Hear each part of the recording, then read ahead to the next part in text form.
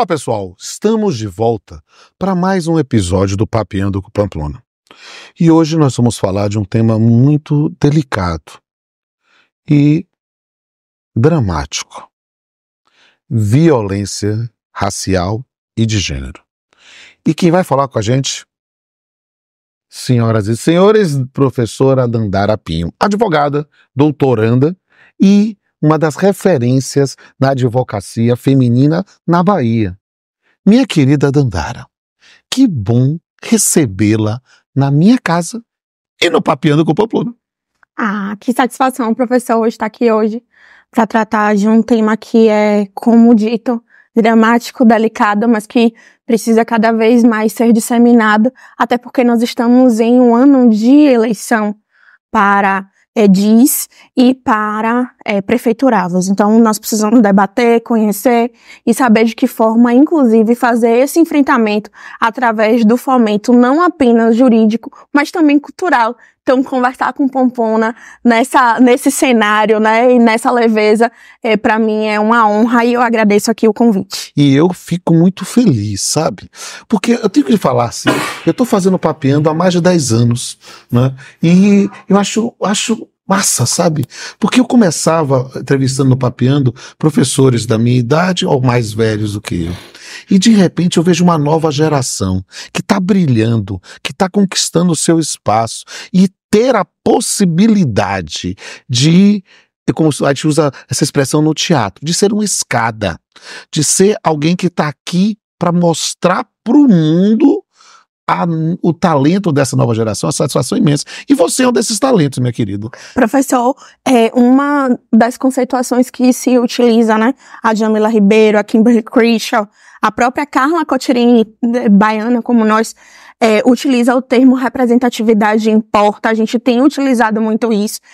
E desde quando eu ingresso no sistema da OAB em 2016, eu tenho dito que representatividade importa, mas importa exatamente com esse peso que o senhor traz. Para mim é uma honra muito grande ouvir de alguém que é o porto e farol no que diz respeito à questão do direito do trabalho, do assédio moral, ouvir esse elogio. Estar, né, nessa nova geração de advogadas, e aí de advogadas negras, tratando sobre questões da advocacia, mas também questões da sociedade, da sociologia das raças, enfim, tratando sobre essa interseccionalidade que o direito tem com as outras ciências. Para mim é muito honroso e ver também outras pessoas que passaram por minha caminhada aí de 2016 até agora, que eram estudantes de direito e que hoje são advogadas também nessa esteira da representatividade e que tem no coração a esperança da possibilidade de também estar aqui. E quando eu digo aqui nessa advocacia, na advocacia criminal, no sistema da OAB, em espaços de reconhecimento por seu estudo, efetividade e por seu plano de carreira, mas também está papeando com Pamplona futuramente, quem sabe? Eu acho ótimo. E você já participou, inclusive, da plateia do Lawrence sobre transhomofobia e agora está sendo entrevistado. Isso para mim é uma satisfação imensa, é um retomar da ideia do Papeando, porque me permita falar essa parte introdutória, né? Há muitos anos eu fiz um livro junto com o professor José Augusto Rodrigues Pinto em homenagem ao professor Zezé Catarino. E ele estava em vivo ainda, né? E aí a gente foi levar esse livro para ele. Eu era muito jovem, eu devia ter uns 27 anos, né? Eu não tinha defendido o doutorado com 28, eu devia estar 26 para 27 anos, não tinha defendido o doutorado ainda. E fui com o Rodrigues Pinto levar esse livro lá, e Zezé falou para mim, e eu chamava de Zezé, era uma referência, ele dizia assim: Pamplona, fico muito feliz de estar sendo homenageado em vida por você e por Pinto, né? Por quê? Porque as pessoas não entendem, infelizmente, que o magistério, que a atuação profissional não é uma competição um com o outro. É, na verdade, uma corrida de revezamento, em que cada um conduz o bastão. Ele diz: olha, eu conduzi o bastão passei para Pinto tá passando para você vai passar para outros, e eu fico muito feliz dessa nova geração. Agora vamos papear, logo que tá na hora, pra gente tá conversar aqui, e eu quero entender, o nosso tema hoje é violência racial e de gênero. Como conceituar, né?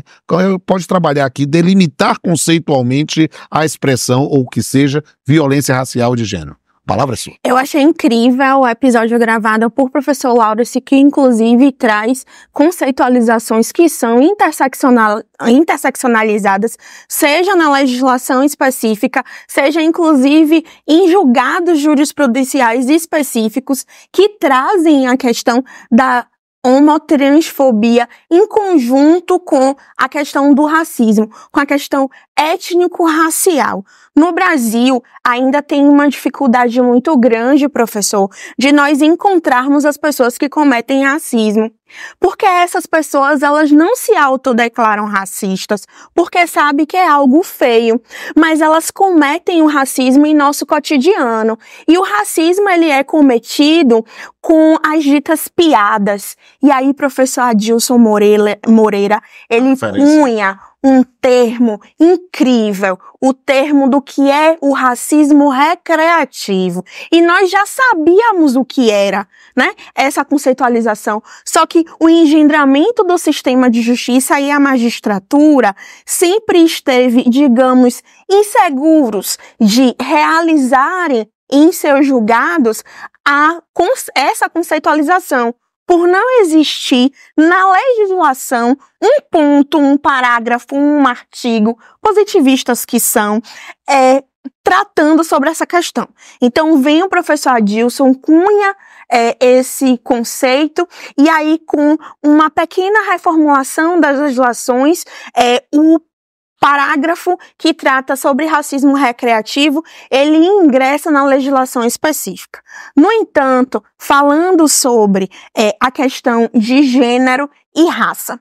Quando a gente fala de gênero, a gente fala e de violência de gênero, é importante trazer aqui na nossa roda de conversa, falar sobre violência de gênero é dizer que aquele indivíduo, aquela pessoa detentora de direitos, é vítima de violência exatamente pelo gênero ao qual pertence. Quando nós falamos da legislação extravagante, que é a Lei Maria da Penha, a 11.326 de 2003, e tem lá quem é a pessoa, qual o público-alvo para a implementação da Lei Maria da Penha, são mulheres. A legislação, ela foi cunhada para ser tipificada por mulheres vítimas de violência. Essa mulher, ela é vítima de violência por ser mulher. Quem é esse lado do réu, né? Que comete essa agressão? Necessariamente homens. No entanto, com a revolução da sociologia, né, da história sociológica, da evolução, inclusive, do que é violência de gênero, a gente consegue perceber a necessidade de que há a possibilidade em relacionamentos homossexuais femininos que haja a violência doméstico-familiar. Só que ainda não há uma pacificação dessa conceituação. O que há, assim como pessoas negras cometem racismo entre si, não há pacificação sobre isso. Porque o que é a raça e o racismo é a sobreposição de pessoas em detrimento de sua classe social, até porque o termo raça, ele não é pensado biologicamente, mas cunhado com um conceito sociológico. Mas, bom, pensando sobre a violência de gênero, e aqui falando um tanto de raça e gênero, vamos pensar uma mulher negra que é vítima de violência doméstico-familiar. O que é a violência doméstico-familiar? Violência física, que comumente acaba sendo o último tipo de violência, a violência psicológica, a violência moral, a violência patrimonial e a violência verbal, que são deferidas palavras de baixo calão para conceitualizar aquela mulher. Já quando a gente pensa nessa violência de gênero, é a mulher em qualquer ambiente, no ambiente de trabalho, no ambiente da política, seja ela partidária ou não, no ambiente acadêmico, que há muito assédio moral, né? A gente sabe disso de orientandas para com as orientandas, em todo e qualquer tipo de ambiente. E de que forma é essa violência? É um outro gênero normalmente, né? O homem aparentemente heterossexual, eu sempre utilizo esse aparentemente porque nós sabemos aí que há uma aparência nessa sociedade, aparentemente heterossexual, branco e de classe média elevada. Essa violência de gênero é a obstrução para que essa mulher negra, e aí de gênero e racial, consiga galgar algum espaço, como, por exemplo, um cargo de confiança, um cargo comissionado dentro de qualquer das administrações direta ou indireta de algum governo. Essa é a conceitualização do que é a violência de gênero e de raça. Essa obstrução, essa dificuldade. Eu queria entender, porque na verdade eu acho que isso já veio aí da sua exposição, né? A gente consegue perceber quais são as diferenças essenciais, né, dessa violência racial e de gênero para outras modalidades de violência. Está calcado justamente no sujeito, né, que é objeto, que é destinatário da violência, pela sua condição de mulher ou pela sua condição de negro ou de outra raça, não é? Exatamente. E por isso que eu trouxe o exemplo da mulher negra, porque a gente precisa falar dessa interseccionalidade e essa diagramação de violências que são acumuladas, né?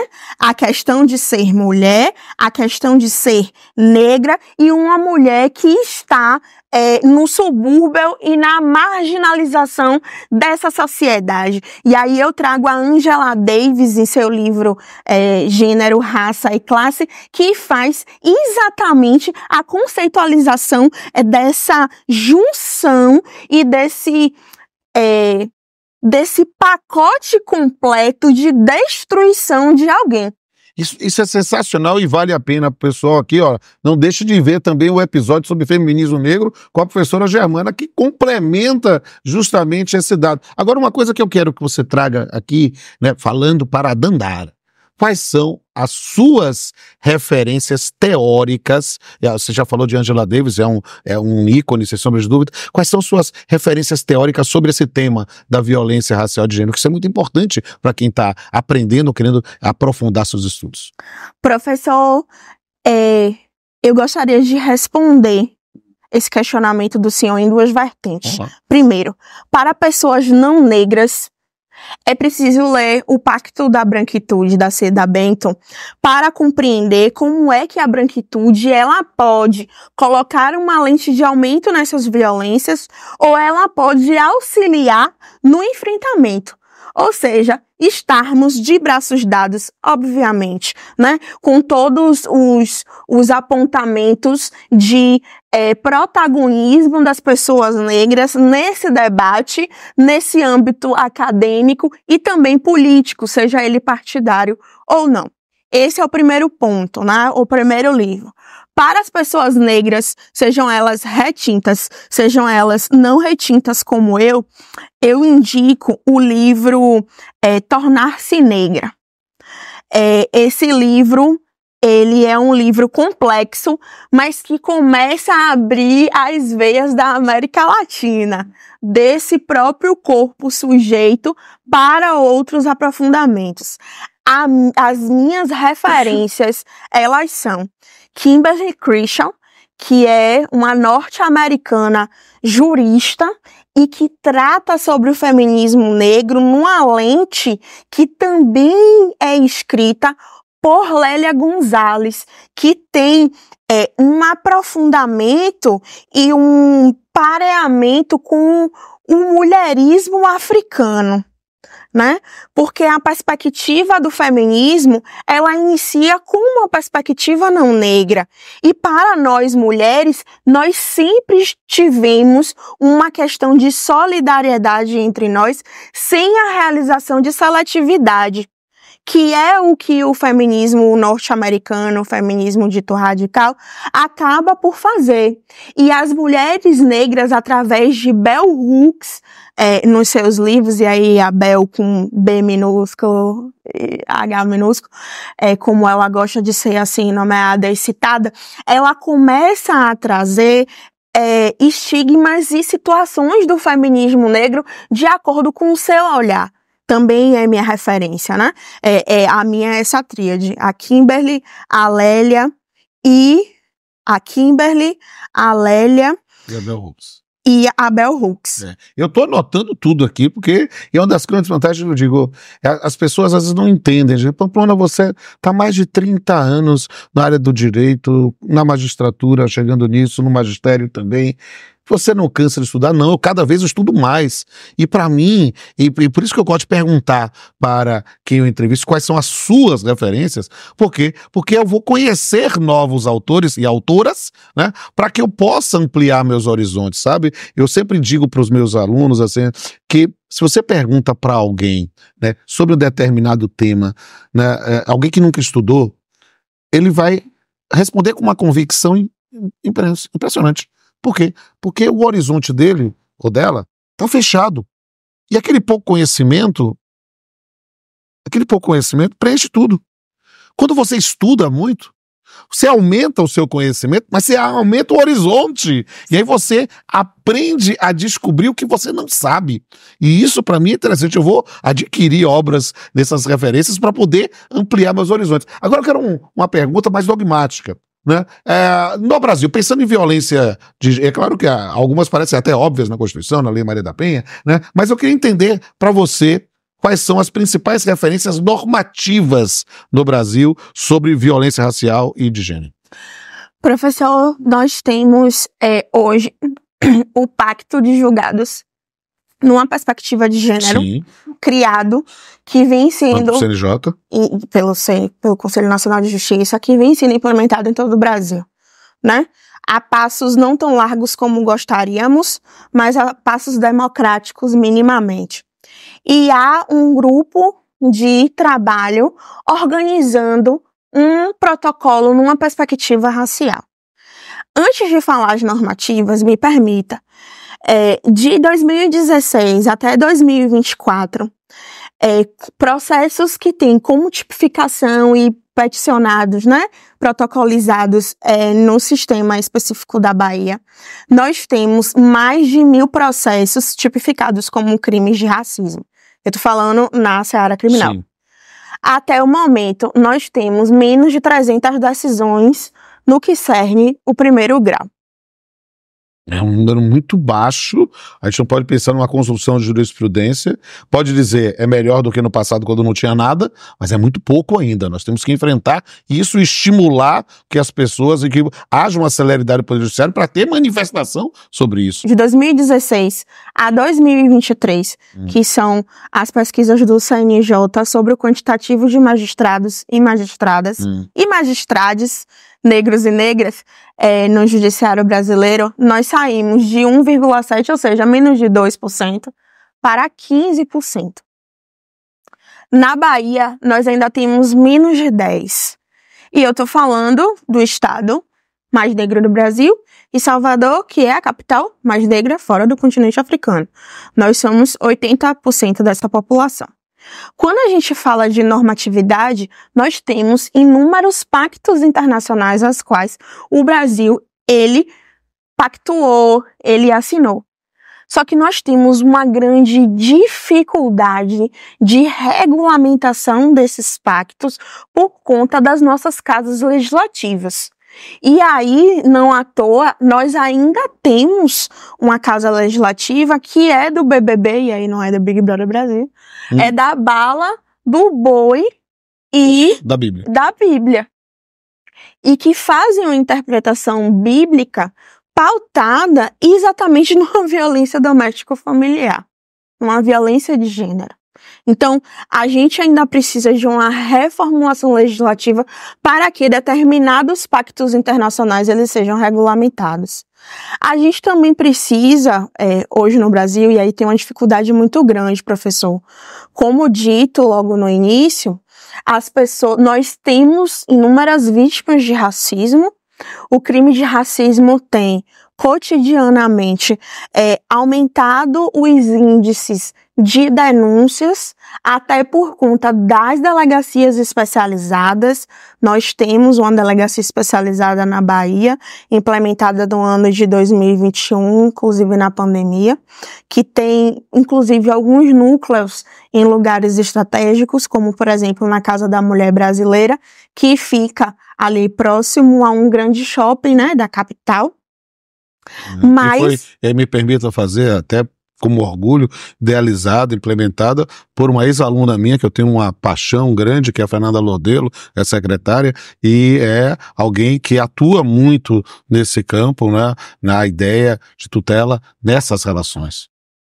A professora Fernanda Lordelo, minha aluna na graduação. Tô ficando velho, né, gente? Olha só. Eu fico imaginando, tá todo mundo tendo ter sido meu aluno. Tem uma época que eu era menino prodígio, hoje eu sou no máximo um coroa simpático, né? Vamos lá. Mas perceba, veja quantos frutos dourados, né, saíram desse lugar e dessa geração que o senhor lecionou. Eu só tá falando de uma secretária... municipal, né? É maravilhoso isso. Eu tenho ex-alunos da graduação que são ministros do TST, eu tenho alunos que são do CNEJ, do CNMP, de prefeituras, de secretários. Então, é uma sensação muito boa, depois de ter percorrido tanto tempo, ver esses resultados. Mas eu estou alive and kick e quero fazer mais. Mas fale um pouquinho da normatividade. E lá na SPMJ, só falando um pouquinho do trabalho de doutora Fernanda, tem um programa muito bacana, professor, que são as mulheres que fazem formação para a construção civil. Visando... As Marias, né? As Marias. Visando exatamente quebrar com essa violência de gênero de que tem determinadas coisas que as mulheres não sabem fazer bem.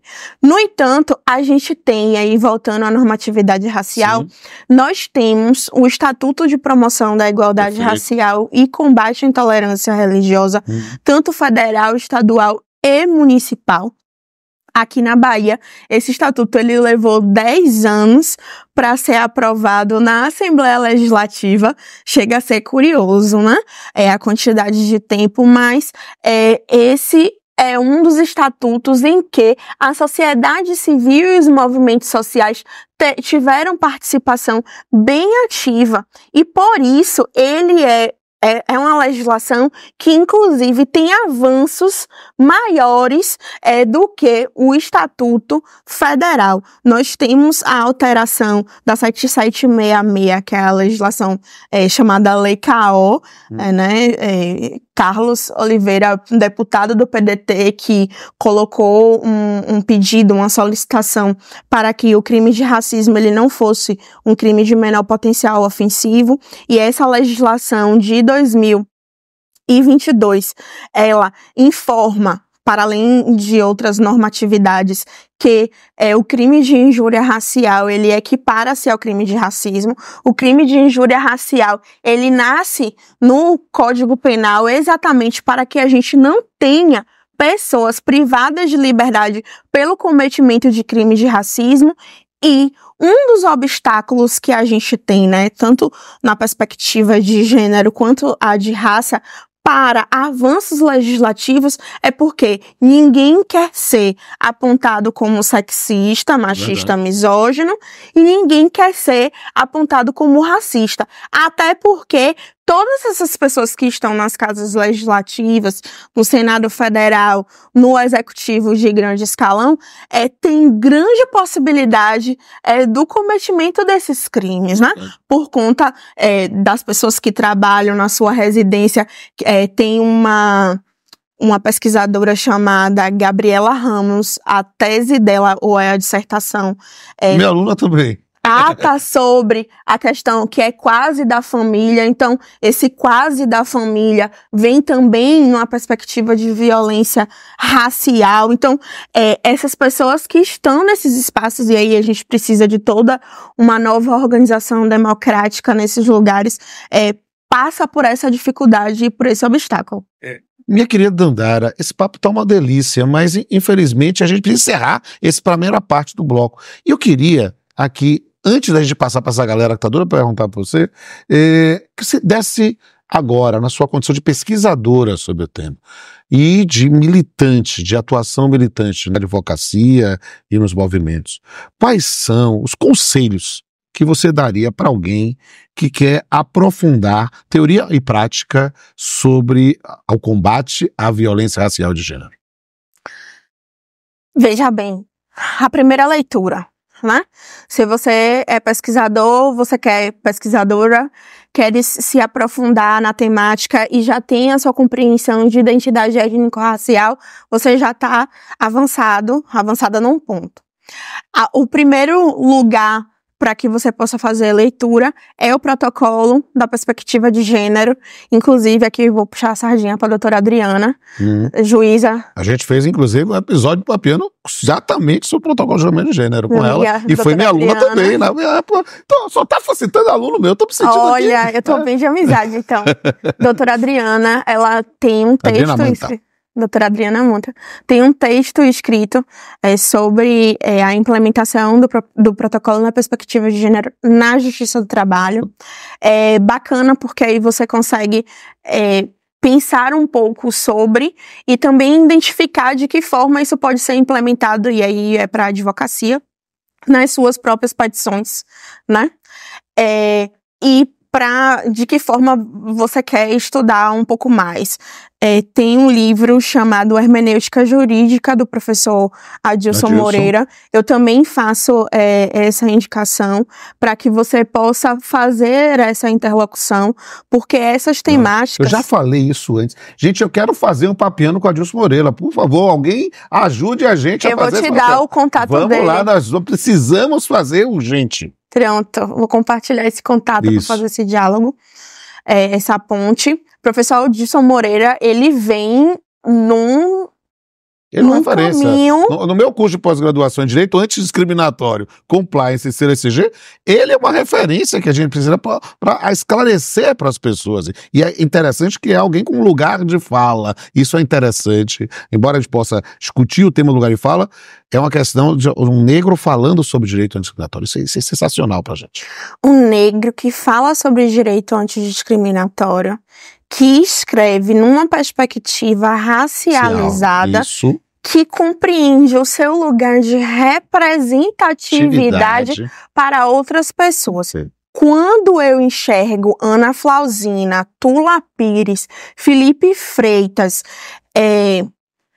Silvio de Almeida, Adilson, Carla Cotirene, Kimberly Crenshaw, quando eu enxergo essas pessoas, eu percebo que eu também, quem sabe, posso chegar naquele lugar. Eu acho que o sentimento é um pouco esse. Tem um livro incrível que é sobre o Luiz Gama no Império, escrito por um dos pesquisadores mais completos sobre Luiz Gama, que é Dr. Bruno Moura. Antes de qualquer coisa sobre raça e gênero, leia esse livro. Ele é comprido, mas ele vai te dar uma noção de história do direito negra, de uma perspectiva de constitucionalidade negra e uma perspectiva de que o direito negro referenciado, ele já vem das petições de Luiz Gama, do próprio Dr. Cosme de Farias, da Esperança Garcia e desse lugar. E hoje, nós estamos na utilização dessa conceitualização que vem, né, como Lélia Gonzalez, nos passos vem de longe, e que a gente precisa sempre rememorar esse lugar. Não posso deixar de citar também o livro, a coleção, na verdade, dos livros Direito Negro Referenciado, da editora Mente Aberta, que tem escritores e escritoras, professores, pesquisadores, que são também referência no movimento negro e no movimento de gênero da Bahia e nacionalmente. Maravilha. Agora, tem uma galera que tá doida pra fazer umas perguntas. E daqui a pouco a gente volta. Eu sou Gabriel Salomão e gostaria de saber como tem sido a atuação do Poder Judiciário em questões de violência de gênero e de raça. O Poder Judiciário ele tem tentado ao longo do tempo realizar a implementação do protocolo na perspectiva de gênero, bem como há um grupo de trabalho para que o mesmo protocolo, para que um protocolo seja confeccionado e aí entregue, né, a todo o judiciário do país, para que a perspectiva racial e de gênero tenha um novo olhar, um olhar de equidade, para que os desiguais eles sejam, de fato, tratados como desiguais. E, Gabriel, e na condição de membro do Poder Judiciário, eu posso dizer que há uma preocupação do CNJ nesse sentido e a gente tem lutado para uma mudança do perfil da magistratura.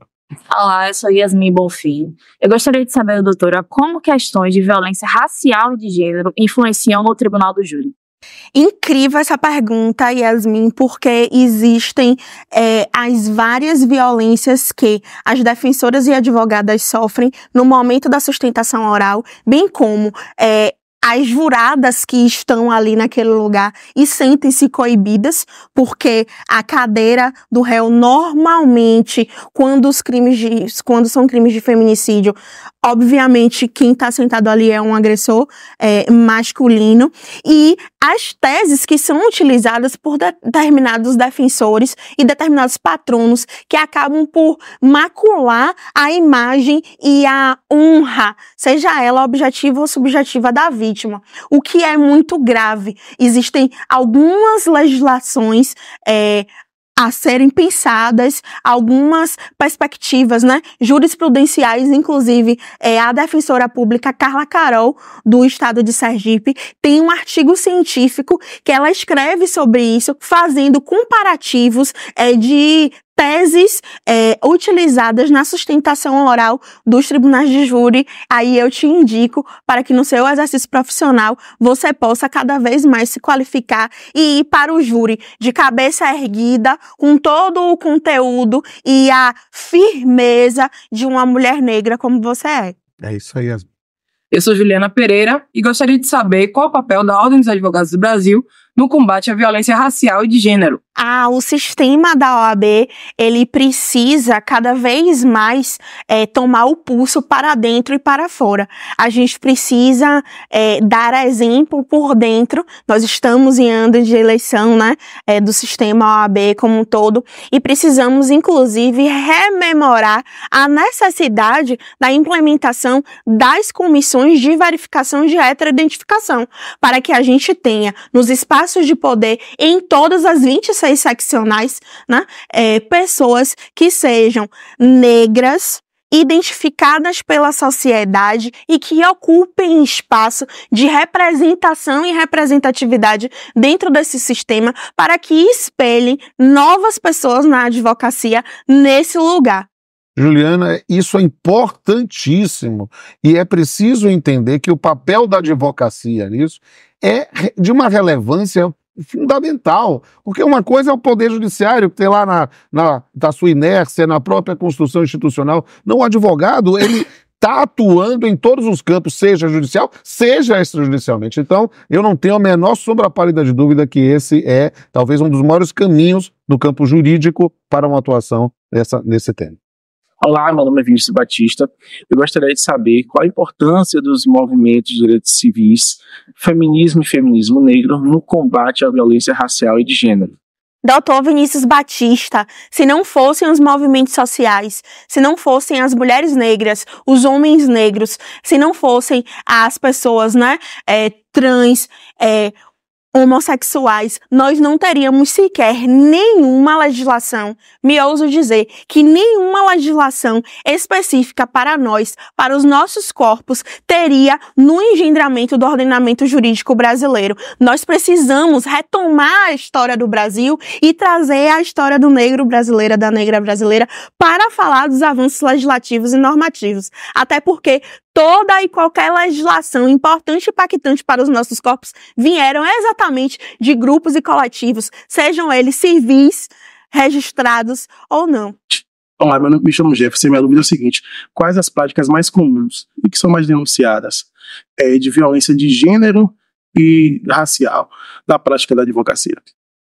Doutor professor Jefferson, a prática da violência racial no exercício da atividade profissional se esbarra com a questão da violação das prerrogativas. Normalmente, nós que temos esse fenótipo, né, nós somos violentados e violentadas muito antes de que as nossas prerrogativas elas sejam violadas. Por quê? Porque ainda não há o olhar acalentador de que há a possibilidade de que pessoas como nós, com essa trança, com esse cabelo, com essa barba, com esse tipo de roupa, seja exatamente profissional da advocacia. É importante dizer também que no tribunal do júri, no ambiente do direito criminal, ele é muito hostil para as mulheres e que assédio sexual e que assédio moral também ocorre com muita frequência e que esbarra igualmente na questão da violação de prerrogativas.